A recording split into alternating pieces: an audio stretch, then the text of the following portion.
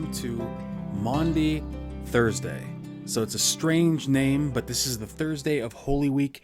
I'm recording in my home, so there's some strange sounds going on outside, some beeping and things, so hopefully it's not coming through and too distracting. But this is an incredible day. First, let me start by saying I'm Carl Santos, the pastor at New City Church, and it's great to have you. Hopefully you're being fed as best as possible this Holy Week as you're in isolation, you're home, and my prayer for you is that you're spending more time in the Word, more time in prayer, more time reflecting on what God is trying to do and what He's calling us to as individuals, as families, as churches, as cities, as a world in this strange time we find ourselves in. But first, let me say with Maundy Thursday, when I became a Christian, I didn't understand it. The name was strange. I thought it was Monday, Thursday. It made no sense to me. What's a Monday, Thursday? But the word actually is not that. It's rooted in a Latin word. The Latin word is called mandatum. Mandatum, the way we get the word mandate from. And it's for the command, because the day was named Maundy Thursday from that, based on what Jesus says in John 13:34, when he says he is a new commandment for the disciples, that they are to love one another, just as he has loved them. And that command, so it's really kind of Command Thursday. It's also called Holy Thursday, but that's where it comes from. So that's what we're going to read. We're going to read this short passage there. There's a lot we could say about what happens on Thursday. And tomorrow, on Good Friday, I'm actually going to talk a bit about Thursday, about the Gethsemane trial and test. But let me read John 13:31 to 35. Okay? When he had gone out, that's Judas, by the way. When he had gone out, Jesus said, "Now is the Son of Man glorified, and God is glorified in him. If God is glorified in him, God will also glorify him in himself, and glorify him at once. Little children, yet a little while I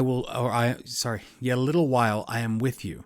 You will seek me, and just as I said to the Jews, so now I also say to you, where I am going, you cannot come. A new commandment I give to you, that you love one another, just as I have loved you. You also are to love one another. By this, all people will know that you are my disciples if you have love for one another." So, boy, a lot happens on this day. Remember, Jesus has just washed the disciples' feet as well, and he's had the Lord's Supper, sort of. I mean, at this point, he hasn't done it formally, but he's eaten with the disciples. And I'm just going back and looking at the chapter really quickly here. So he's washed the disciples' feet. He has said that somebody's going to betray him, and he says the one who's going to betray me is the one who dips his bread in after me. And then he tells Judas, what you're going to do quickly. And he sends Judas on his way.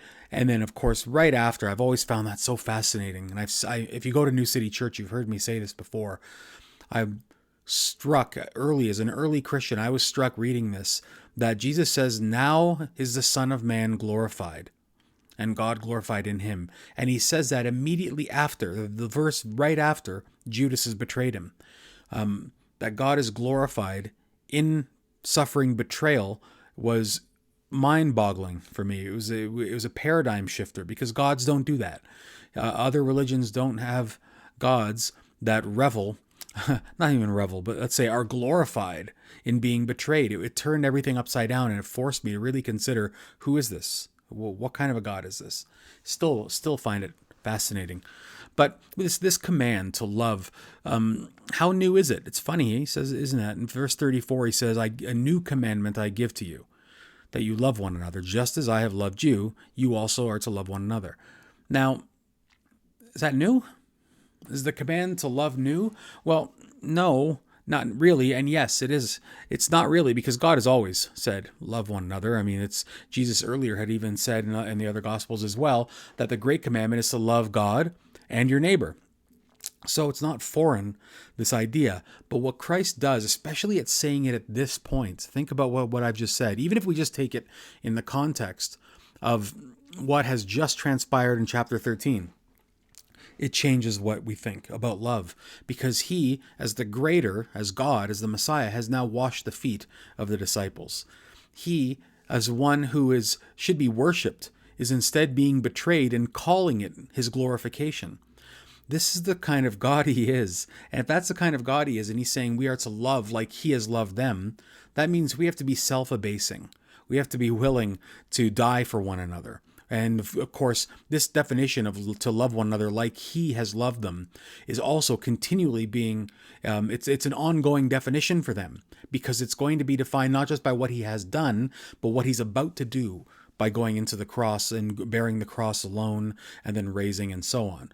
But up until this point, they have seen him giving of himself freely, praying quietly by himself, and then being willing to be broken out of his personal time to go heal people.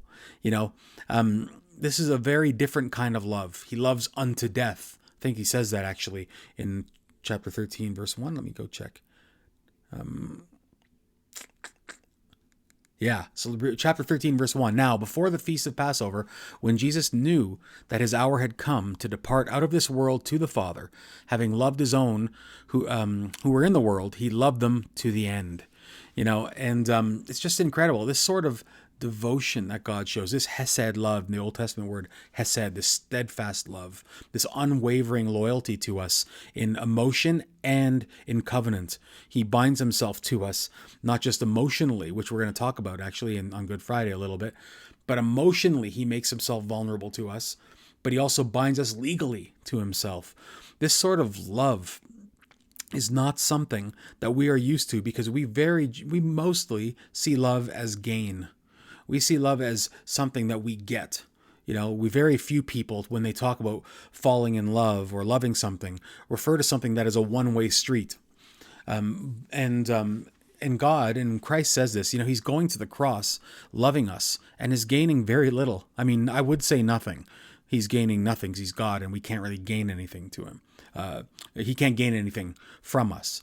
But there's a sense in which God has bound himself. He has allowed himself to be impacted by us, to be made to delight, to make us, so that we are delight to him, so he can be made joyful by our presence and our actions, but also where he can be grieved by them. And again, we'll talk about this on Good Friday. But so when he's talking about this idea of to love as Jesus has loved, this is a very powerful command. It is revolutionary. It is groundbreaking.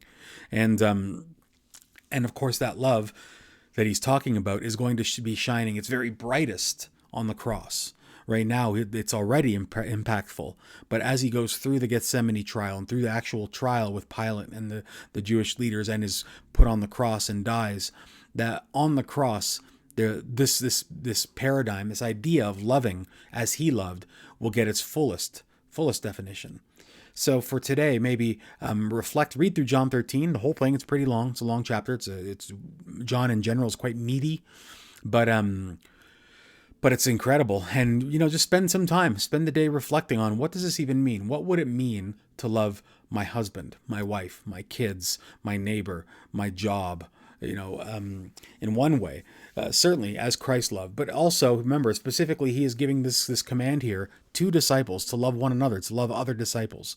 So maybe let's be a little selfish, if you want to call it that, for a second, and consider, what would it mean to love the church? What would it mean, especially in this COVID time, in this time of isolation where people are struggling and we may not even know it? You may be calling them and texting them, but they may not be sharing with you how they're struggling. But what would it look like to love people as Christ loved us when we were isolated from God, when we were kept apart, when we were wallowing? What did it look like to be loved? And what does that mean for us in our context? That might be worth reflecting on. Now let me pray and we'll close. Father, thank you for Maundy Thursday. Thank you for this great command, not just for a command, but one that's but for the example that you set before us as well. You never say, love me, love one another and then you'll be saved. Instead, you saved us. You called the disciples to you first, and then out of the grace that you showed them, you asked them to start behaving according to the call that they received. And that's the same thing you give us, Father. Those of us who are listening and who are here, who are Christians, are to take that to heart and to realize that you have called us to love one another and to take seriously that. You took it seriously enough to go to the cross for us. And while we are not all called to go literally to our deaths for one another, What does it mean to die to ourselves for the sake of others? God, help us to see that today and through this incredible Holy Week and ongoing as well. Lord, again, be with us. Thank you for all that you've done and all that you will continue to do for us. And we ask this in Jesus' name. Amen. Thank you. And we'll see you tomorrow on Good Friday. And on Good Friday, we're going to have a slightly longer time. It'll be a bit more like a very reduced service. We'll have some reading and some prayer and a short talk, but short sermon. So join us tomorrow for that. It'll be available bright and early tomorrow morning for you, so you can get in on it and participate and worship with us at the time that makes sense for your life right now in this COVID world. Thanks, and have a great day.